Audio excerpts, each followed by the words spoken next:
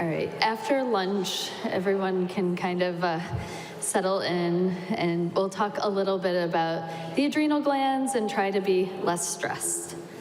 All right, so here are our objectives for today. We're gonna quickly review adrenal pathophysiology in ALD, and we'll talk a little bit about surveillance and treatment, and at the very end, I will mention again testicular dysfunction, although not much to add that's new. So normally what happens is you're going to have CRH from your hypothalamus of your brain turning on your pituitary gland to make ACTH. ACTH is the hormone that then turns on your adrenal gland to make cortisol, which is your body's stress hormone. It's important for keeping your blood sugars and your blood pressure normal during stress, and it's secreted during the daytime once you're a little bit older in a regular pattern where it's highest at 8 a.m., so you'll hear me talk a lot about 8 a.m.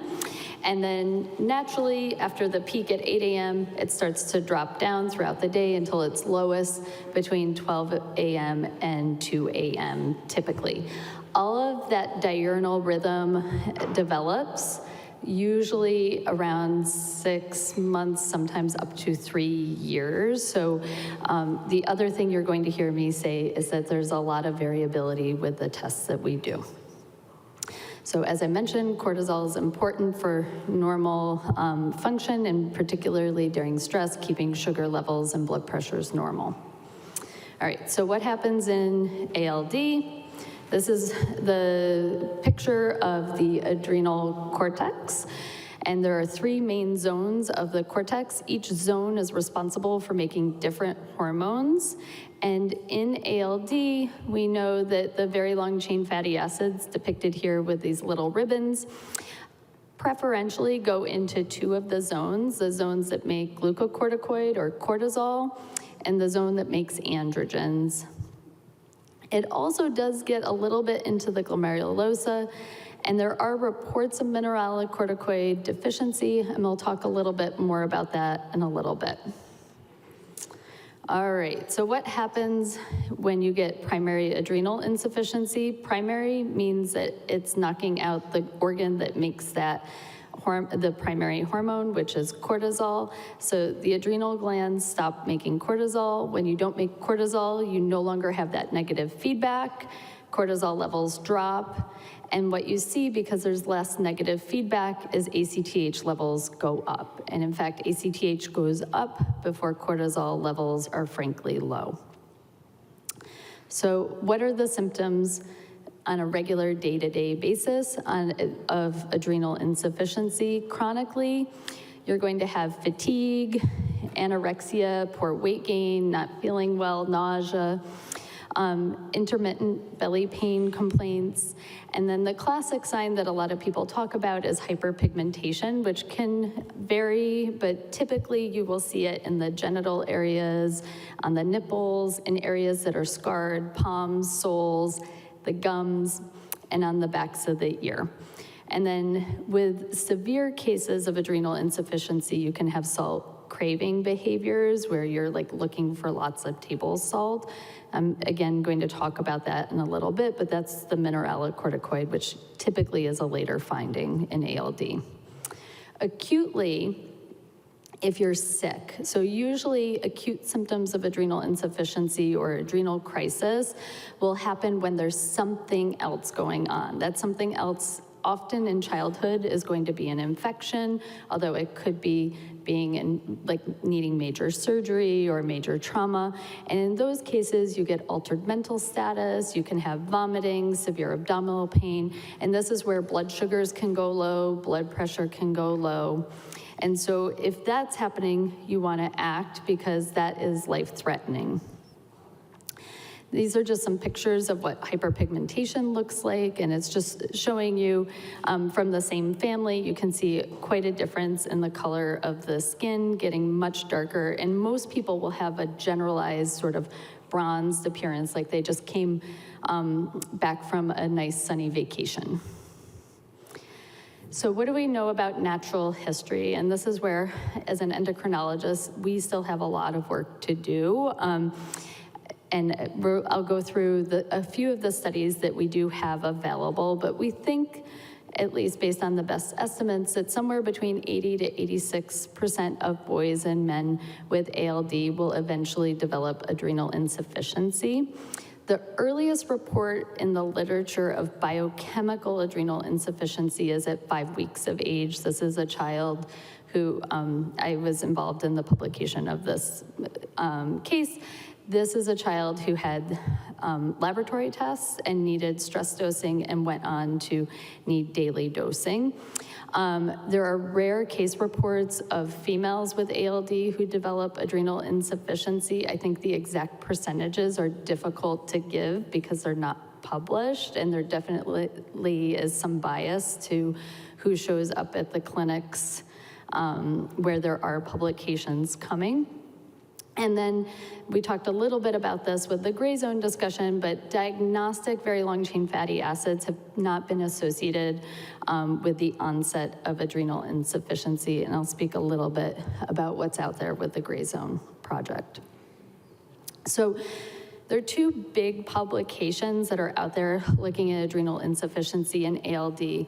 This is the only prospective study at the moment that is published with sufficient data that I think we can say something. So this is a publication out of KKI from 20 years ago. They took 49, and they'll put in quotes, asymptomatic boys who were all identified because they had known family history. So this is before we had newborn screening. You'll notice that the boys were relatively young. The average age was about 4.5 when they enrolled. And at baseline, about half of them had frankly abnormal test results and needed to start medication right away. A third of them had borderline results, which is what most of us would classify as they need some stress dosing. And then 20% of those boys had normal test results. So this is where that 80% is coming from. By the end of the study, they had 86% of their patients had some form of dysfunction. And they did not test many of the children in this study, but of the 18 they tested, they all had normal mineralocorticoid function, which means they made aldosterone, they did not have salt wasting. The other study that's out there is a retrospective study, so it did not prospectively follow. It was looking back at medical records, which always has some limitations when we're doing it, and this was from MGH in the Netherlands populations.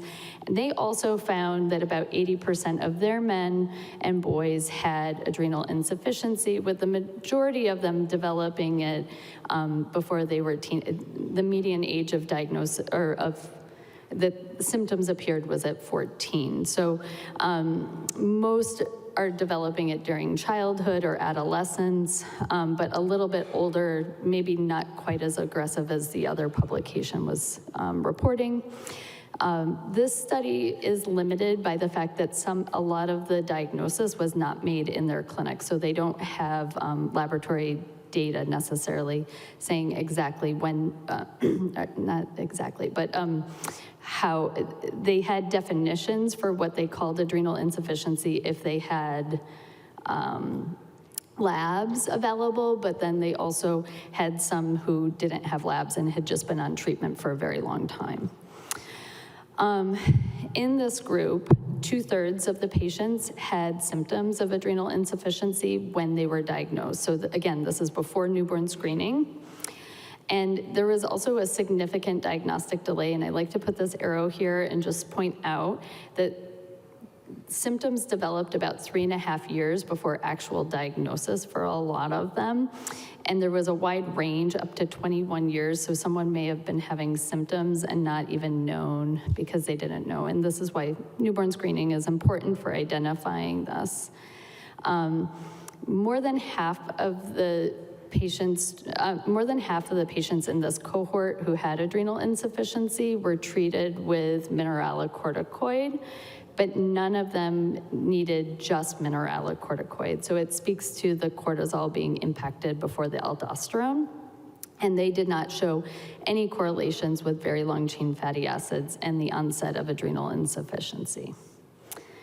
And then this is a more recent report that came out of the database from Minnesota, where they had a wide age range of 0 to 92 years, and they were reporting 60% of the males on chart review, again, a retrospective review, had adrenal insufficiency. They had not specifically asked the patients about adrenal insufficiency in a systematic way.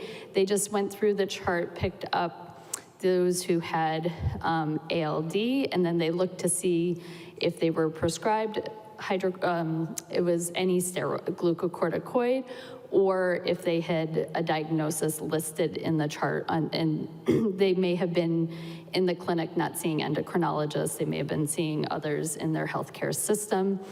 When they looked at those who were diagnosed with adrenal insufficiency, a little more than a third were also getting aldosterone. Or excuse me, fludrocortisone, they had aldosterone deficiency. And there was no data provided for when the diagnoses were made for these in this review. So that's kind of the background about what we know going into newborn screening, or at least retrospective. The more recent data, more recent publications are after newborn screening, but mostly patients who are diagnosed prior to newborn screening. So what about monitoring? So I always like to show this slide because you will see that in 2012, before we had newborn screening, before we had ALD Alliance, publications for ALD said, okay, you've diagnosed ALD, just refer to an endocrinologist. And that's pretty much what was in the literature about what you needed to do, is just refer to an endocrinologist, and there wasn't a lot written. And you can see there were attempts at that point to start talking about what to do with MRIs.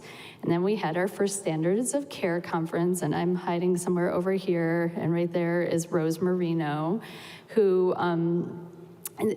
sat with me, and we talked, and we said, oh, you know, I have a kid, you have a kid, and we started talking about it, and we said, you know, we really should come up with a plan of how to monitor patients as we're getting more and more patients coming in at younger ages. And we had put in, I had was talking to her, and I said, you know, I have these couple of kids who have had really early diagnosis, and the nice thing is we've picked it up, they're on treatment, we're not getting adrenal crisis, and she's like, you should write that up. So I wrote that up with one of my fellows, and then she and I and a bunch of other pediatric endocrinologists got together, and we did our best attempt at a first stab at what we think we should be doing for screening for adrenal insufficiency. I do think that I'm happy to talk about what we're doing now and what we're thinking about. I think modifications are going to be needed to this document. And in fact, if you read the very last statements, we say we need more data to be able to assess whether this makes the most sense to be doing this as frequently or when to start. So I'm going to go through what my typical approach is right now, and then I'll talk a little bit about what the guidelines have in it. So for now, when we get a positive newborn screen in the Bronx, usually what happens is the patients are going to see the geneticist, the genetics counselor, the metabolic team. They're going to provide the initial confirmatory testing, the initial genetic, help identify any family members who are going to need testing. My goal is to try to see those patients within a week if I'm not seeing them the same day with them. And when I do my assessment, I'm usually doing a physical exam.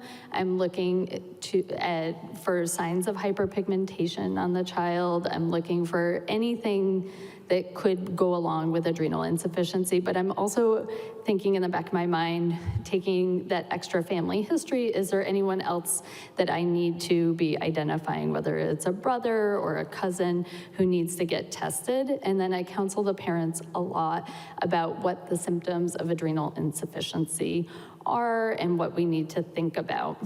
And then I provide lots of guidance, and I very much appreciate the parent guide that we have. I also now am handing out Miranda's little bundle. I love a bundle up for ACTH and reminding parents to put it on ISN. Even in the best case scenarios, sometimes labs have trouble, but we want to try to reduce the number of labs as much as possible. And that gets to the next part, which is talking to families and about what their goals are and what their level of comfort's going to be, and how easy it is for them to get to the lab and what we're going to do. So I mentioned before that normally your cortisol spikes at 8 a.m. and it goes down. All of that's based on your sleep patterns, which anyone who has a newborn knows they don't sleep normally, and neither are you, because your cortisol levels are going to be, when you're not sleeping, a little bit off also. Babies have extra things, though, to consider, including the fact that their protein that binds the cortisol is just naturally a little bit low, and so their cortisol thresholds are already lower. And then on top of that, ACTH reference ranges in infants don't exist. So there's nothing under the age of 3. And so as I go through all of these numbers, I want to just emphasize that you really have to take the whole picture. You have to look at what the child is doing, how they're growing, looking at pigment changes, and really hearing parents when they say, my child is really tired, even if levels are not exactly, if they're not perfect and you're hearing other things going on, that you might have to have a low threshold for treating. So at the moment, our guidelines say to screen frequently under the age of 2, every 3 to 4 months. And as I go through this, I'm going to say, but historically we've said it comes a little bit, adrenal insufficiency tends to happen a little later. So you may wonder, well, why are you doing it more often younger and less often older? And honestly, it's because symptoms are really hard to pick up in infants. And we have, everyone on the consensus statement has had the experience of having younger kids develop adrenal insufficiency, and we know that it's something that we can easily treat and we don't want to miss it. So in a baby who comes to me under the age of 1, I talk to the families. Most of the time these days, I'm doing a ACTH and a cortisol. Under 6 months of age, I don't make them come in for 8 a.m. because it's usually, the time of day is not going to matter as much. If they have pretty regular sleep patterns, after 6 months, I may try to do 8 a.m. And definitely after 1, I try to do 8 a.m. labs. If they're equivocal, where it's really, I can't tell what's going on, I will do a stimulation test. Most of the time, you have ACTH levels that you can feel, or cortisol levels that you can feel comfortable one way or the other. But when it's really equivocal, that's when we do this, I do the stimulation testing at this point. And then you start hydrocortisone when you need it. So the one thing I would say with this guideline is that I am doing a little bit differently, and this is a little bit of a busy slide, but if you look at the top, it has ACTH levels, and I told you there's no real reference ranges for under the age of 3, but the consensus is that if it starts to go up into the triple digits, that's twice the adult reference range, that's when we really need to think maybe something's going on. And I will say under 100, I've become more comfortable watching than I was 10 years ago. And so if I have someone who has an ACTH of 70, even though that's a little bit above the adult reference range, and they look asymptomatic and they're growing well and they have good energy, I tend to monitor rather than do the second part here that says consider the stimulation testing. So what have we found out from newborn screening? The publications I want to emphasize are all relatively short periods of time of follow-up. This is out of California, and this was just the first 3 years of testing. And at the end of 3 years, they had about 20% of their patients with an abnormally high ACTH. 6% of their patients were actually symptomatic. That means symptomatic could mean they had hyperpigmentation. It could be that they were having concerns for not gaining weight. And then 7% were treated with hydrocortisone. Oh, I think I have here, I'll do this. From the gray zone data, which we talked about a little bit, I do want to emphasize that it's the first 5 years of follow-up. They do have some pilot patients in that study that go out to 7.7 years, but there are only 32 patients in that study. And of those 32 patients, they had 6 who had adrenal insufficiency. And I want to just emphasize, I am still recommending if you have a VUS at this point, I don't think we have enough data to say to change any of the screening. What I would say is that if you have a high lyso-PC, that you're at higher risk, but that doesn't mean there's no risk if it's not one of the higher ones. And this is a little different than what I just said, that the very long chain fatty acids that are used for diagnosis could be predictive. It's suggesting this, but again, it's a very small number. All right, so what do we do for treatment? So the standard treatment for anyone with primary adrenal insufficiency is to give hydrocortisone. And during childhood, we give hydrocortisone over other glucocorticoids because it's the least potent, it's the shortest acting, it's the least likely to impact growth. There are now 3 formulations for children. There are tablets, which are the tried and true, and honestly what I still use and I crush if I have someone who can't swallow pills. There are sprinkles where you take the capsule, you open it up, and you sprinkle the medicine onto the tongue. And very, very recently, there was a liquid preparation that was FDA approved, but it's only approved for 6 years and older, but it may be helpful for some kids. Usually when you're giving daily doses, meaning like someone's adrenal gland is not working on a regular basis, they have chronic symptoms, you're going to give your highest dose in the morning, about 2/3 of your total daily dose, and then you give 1/3 of your dose in the afternoon. Sometimes some kids get really tired after school, and then we give 3 doses a day, but you want to try to have the dose early before bedtime. That way, at bedtime, when the cortisol is naturally low, you're trying to mimic what they normally get. I will monitor for mineralocorticoid deficiency. The guidelines say every 6 months, which I think is reasonable once you're on glucocorticoid. I do not monitor for mineralocorticoid deficiency until I have evidence that there's glucocorticoid deficiency. And then androgen deficiency treatment is not standard for any primary adrenal insufficiency. And then long-term, what do you need to ask your endocrinologist or be monitoring with your endocrinologist? So you need to be following growth in any child who's on steroids. You want to make sure that the hydrocortisone is not impairing growth. There is a risk if you're giving too much of extra weight gain, high blood pressure, high blood sugars. You can get cholesterol issues, you can get bone loss, you can have growth failure. And then the other thing you want to be careful with is when you start a new medicine, just making sure that it doesn't metabolize the hydrocortisone in a different way. A lot of the anti-seizure medications can metabolize hydrocortisone quickly, and so you may need higher doses as you go on to other medicines. The other thing is safety, so you need to make sure that you have a medical plan. I encourage all of my patients who need to be on hydrocortisone once they're on stress dosing to wear a medical ID. This is kind of your standard medical ID, but they have all sorts of really cute ones now that look like regular bracelets and leather and Velcro and all sorts of cars, and they're very cute. And then they should have 24 access to an endocrinologist, and then you need to have an emergency go bag, and I usually recommend one for home, one for school. You should have your oral medications in it.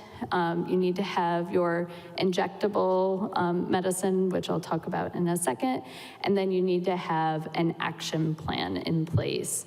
Action plans look different. Every hospital system has different ones. The one I'm showing is actually not mine. This is a publication that the Pediatric Endocrine Society published that you can base your action plans on. There's the daily medicine, which if you're just on stress dosing, you don't need to have anything. There's the sick day plan where you give higher doses of hydrocortisone orally. There's the emergency plan, like you can't take anything by mouth, that you give yourself an injection of Solu-Cortef and you go to the emergency room, and then there's a plan for surgery as well. And then I also say that you should have an emergency letter with your injectable medicine and in your go bag so that you can just hand it to any emergency room doctor or any EMS worker so that they know what they're dealing with and you don't have to explain it in the middle of an emergency. It also should have, this is again not my personal emergency letter, but I have like my emergency phone number at the top of mine. And so I'm like, just hand this to the doctor because you're going to be focused on something else, and then that way they know what they need to do when you walk in the emergency room. And we know that treating adrenal insufficiency is protective. It prevents severe complications of stroke and even in some awful cases death if you're just giving the hydrocortisone. This is a publication also out of Minnesota where they just looked at anesthesia events in their patients with ALD. 87% of the patients in this study had adrenal insufficiency. They all got treated with hydrocortisone before they went to surgery, and there were no events reported. And the point of this is just it's an ounce of prevention is important. Anyway, last few things, just ALD therapy, other ALD therapies, just to be aware of. Sometimes I get asked about Lorenzo's oil. There's a very small open label study that suggested maybe that it slowed the progression of adrenal insufficiency. This was a very small number of patients. Open label means that it was not randomized. And I would be very cautious in interpreting this as meaning that it would prevent adrenal insufficiency. And then stem cell transplants, gene therapy have not been shown to alter the course of adrenal insufficiency in ALD. And then very briefly, adrenal androgen deficiency and testosterone dysfunction have been reported in ALD. The studies are very limited. They tend to be older studies. Anywhere from half to a quarter, or 3/4, excuse me, have been reported to have some form of testicular dysfunction.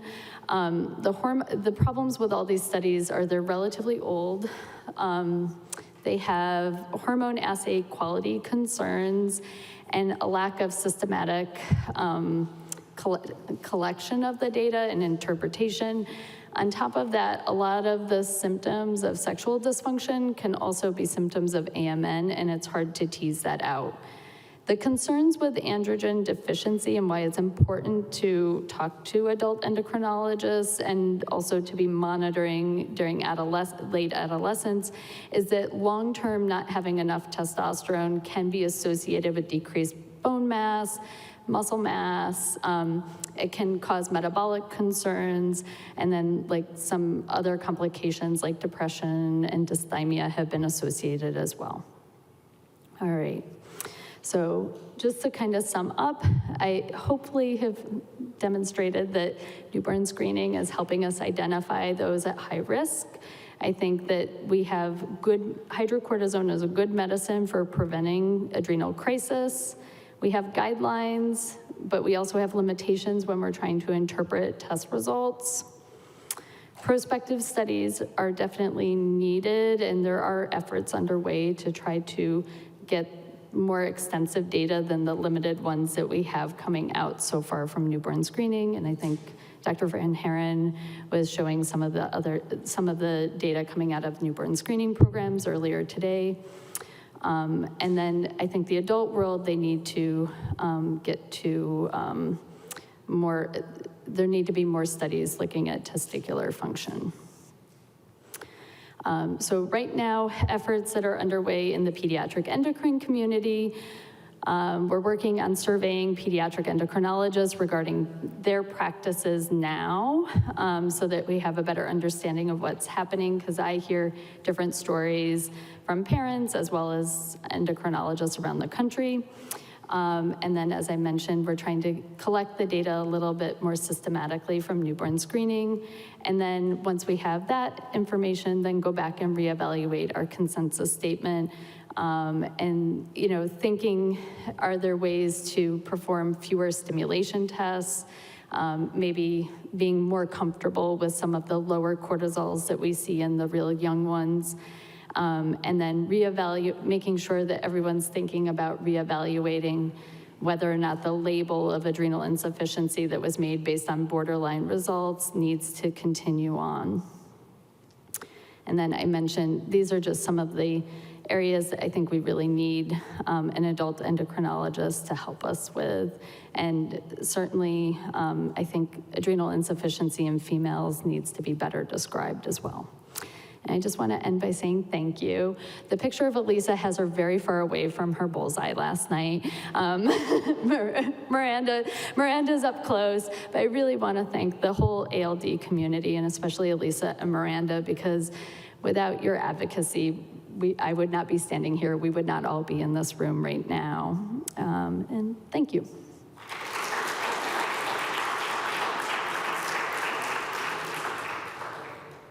Any questions?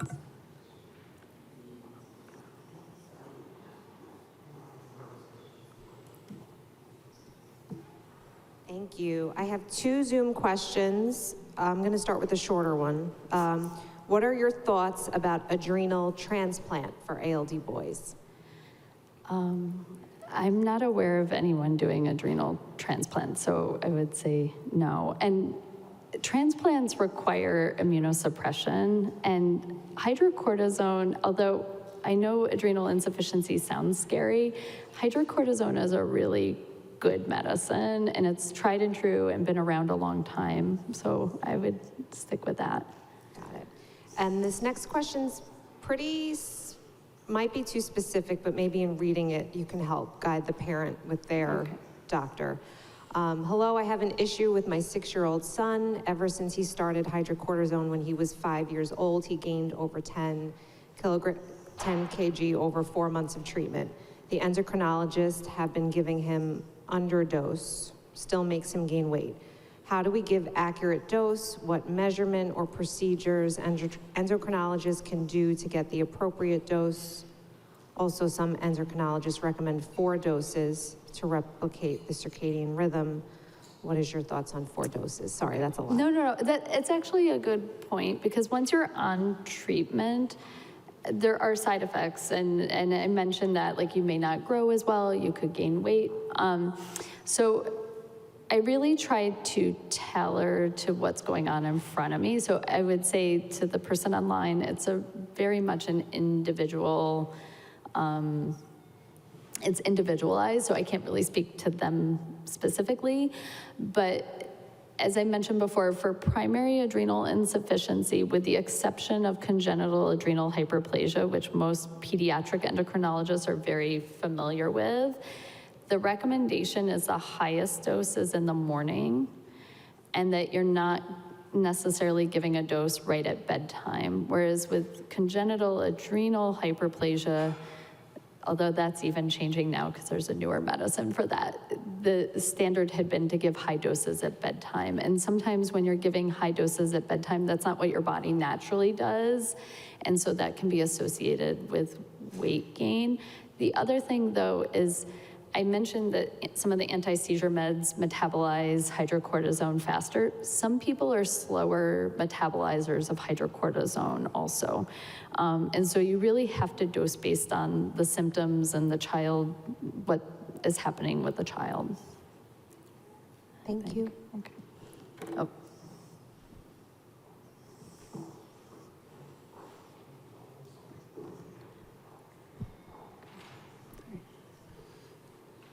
Thanks, Molly. That was excellent. Some patients have asked me in the past about some, I think a few medication formulations that have a more kind of biologically, what is it, kind of biomimetic profile that they follow the cycles of the day. I think it's more widely used in Europe or something to that effect, so if there, you can comment in on the it. US, we don't have it. There is a, in Europe, they have a slow release hydrocortisone that can kind of, the idea is that it releases and then kind of slowly goes out over, it's like an extended release, but a higher dose comes out and goes over time. I mean, that's the ideal situation.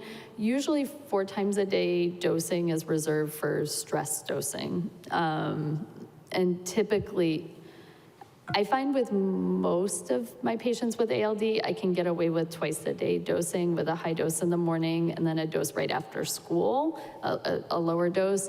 But I do have a handful who really need that third dose. They're too tired by the end of the school day, and we have to give a dose at lunchtime and then another one when they get home from school that's low dose too. I had a question. Periodically, there can be shortages of the Solu-Cortef active vial. Can you tell us the current guidance on what might be the next best thing if somebody can't get their hands on it? Yeah, so first of all, the last time that happened, Pfizer put out I do recommend Solu-Cortef active vial. I very rarely recommend brand specific, but the reason for that is because it's the one that it's all in one piece, and that the Pediatric Endocrine Society has endorsed using that particular brand. So when there was a shortage a few years back, Pfizer actually published like, oh, even though the expiration date is November, it's really good until May, and like 6 months out. So what I tell parents is don't throw it out. It's just even at the 6 month mark, I think you're probably okay based on what they put out the last time it happened. But it's less potent, but it still could work and be life-saving. So that's number one. Number two, you can use other glucocorticoids. So methylprednisolone can be used in equivalent doses. The reason why we recommend hydrocortisone is because it has mineralocorticoid activity also. So if you have mineralocorticoid deficiency, that high dose covers what you need. If that makes sense? Okay. Other questions? All right, thank you.